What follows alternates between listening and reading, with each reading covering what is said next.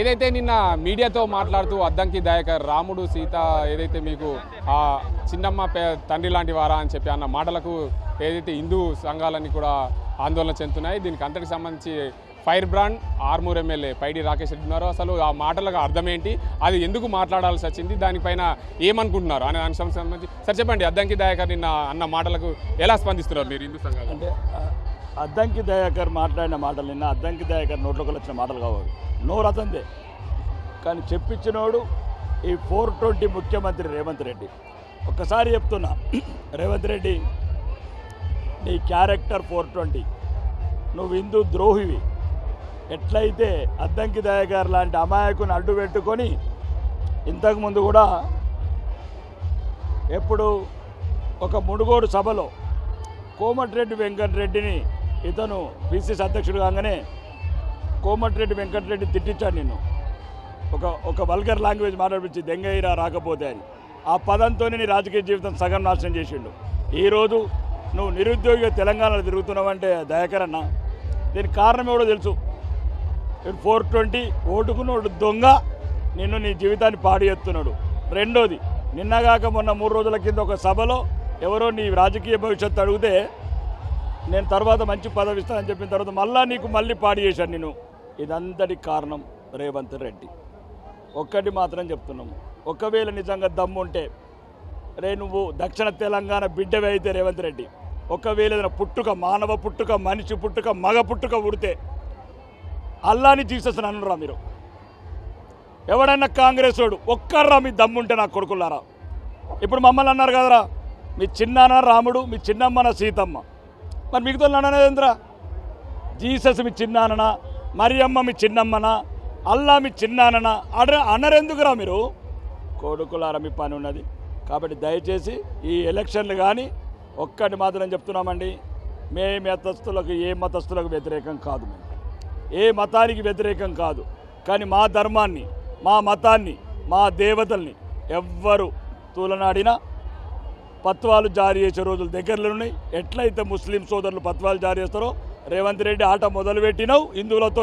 హిందువులను చంపాలనుకుంటున్నావు. మతము మారి రేవంత్ ఖాన్ అయిపోయి పాకిస్తాన్ పోవాలనుకున్నట్టు మాకు తెలిసింది. ఎందుకంటే ఇతను కుట్రలు వన్నుతున్నాడు. ఇక్కడ హిందువులందరినీ చంపేసి అప్పట్లో కాసిం రజ్వీలాగా మతం మార్చుకొని పాకిస్తాన్లో సెటిల్ అవుతున్న మాకున్న ఇన్ఫర్మేషన్. కాబట్టి హిందువులంతా మేల్కొనాలి. దీనికి ప్రత్యేక ఒకటే, దీనికి ఓటుతోనే సమాధానం చెప్పండి. మే 11 జరిగే సంగ్రామంలో ఈ రేవంత్ రెడ్డి అనే ఒక హిందూ ద్రోహికి ఎట్లయితే హిందూ దేవతలని వేరే వాళ్ళతో తిట్టిపిస్తున్నాడో, దళిత సోదరులతో తిట్టిపిస్తున్నాడో, ఇతనికి తగిన సమాధానం చెప్పాలంటే ఒకటే ఒకటి వజ్రాయుధమైన ఓటు, కమలం గుర్తు కోటేసి ఈ దుర్మార్గాల నుంచి మన ధర్మాన్ని రక్షించుకుంటాం. చెప్పండి, ముఖ్యంగా నిన్న నిజామాబాద్ జిల్లాకు సంబంధించి బీఆర్ఎస్ పార్టీ అధినేత కేసీఆర్ పర్యటన, ఆ పర్యటనలో వచ్చే దిన ఎక్కడొచ్చింది, ఈసారి బీజేపీకి 210 సీట్లే వస్తాయని చెప్పి హిందీలో మాట్లాడుతూ ముస్లింలందరినీ ఐక్యం చేస్తూ ఆయన మాట్లాడిన మాటలు మీరు ఎలా స్పందిస్తారు?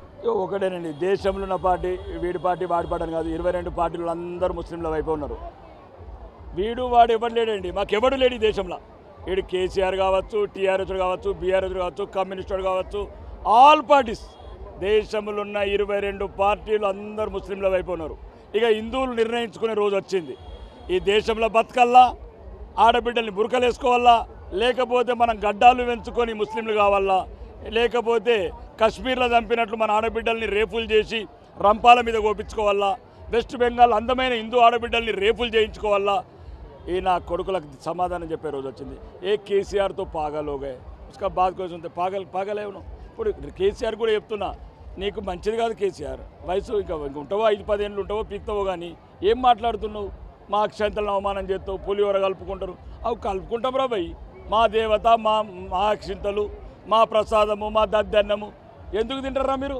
మరి ఇదే కేసీఆర్ నీకు దమ్ముంటే, ఒకవేళ పెద్ద ఏదో పోటుగాడిని అంటావు, పోటుగాడువో ఏదో నువ్వు ఒక్కసారి అల్లాని అల్లాలు దష్టిలు కట్టుకుంటావు కదా, ప్రతిసారి మోసం చేసుకుంటావు హిందువులని. కాబట్టి దయచేసి కేసీఆర్ ఇంకోసారి కూడా హిందువులకు వ్యతిరేకంగా మాట్లాడకు. నిన్ను వయసు రీత్యానే గౌరవిస్తున్నాం.